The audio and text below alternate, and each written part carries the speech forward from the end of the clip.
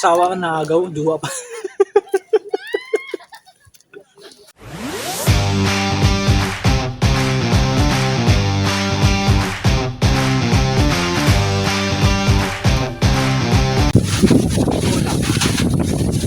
Boyfriend ito. 8 years na pa.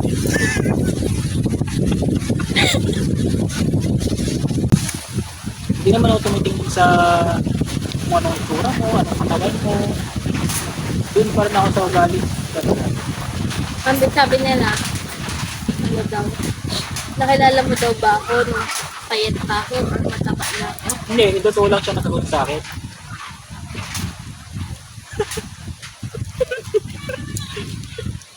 Pinikot niya ako. Yan. Yan, totoo yan. May isang tao, may isa akong best friend. Hey! Shoutout sa'yo, best friend.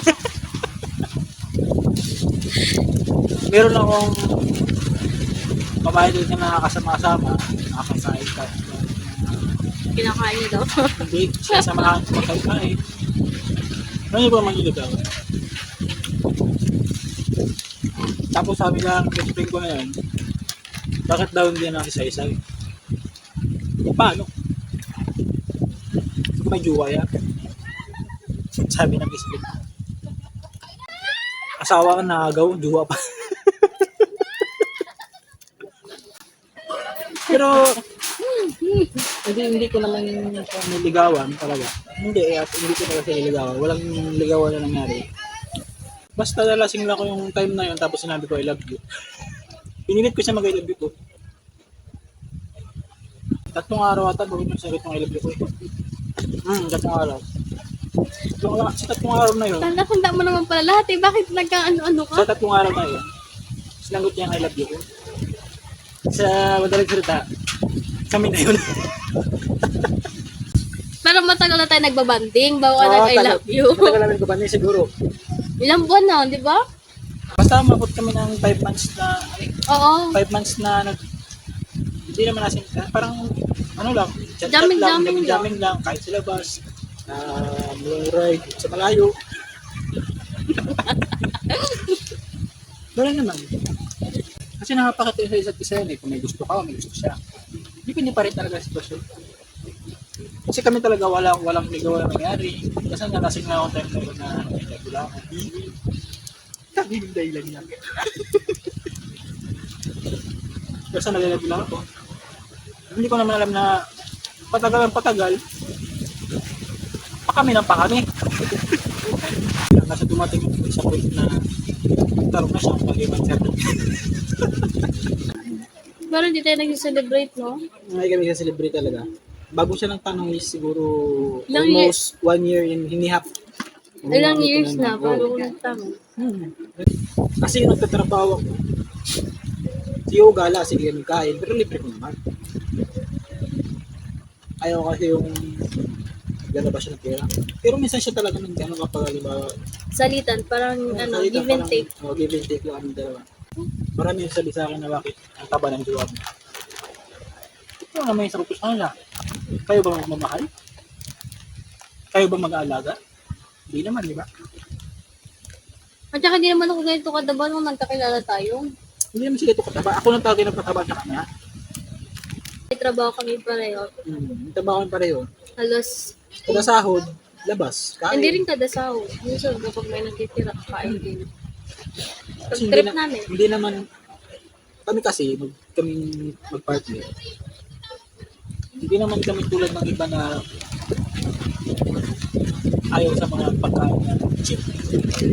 Kami kasi, street foods lang. Isaw, isaw-isaw. Fishball. Like it quick. I don't like balot. I don't like that. Because sisiw is super kawawa. Then I eat the sisiw,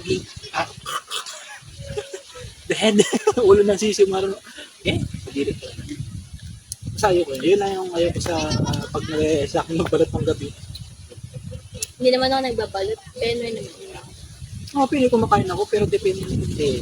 Kaya sa mga mag-partner dyan, mahalin nyo sila nung walang pag-alinlangan. Kung ano sila, mahalin mo sila. Tanggapin. Tanggapin mo sila.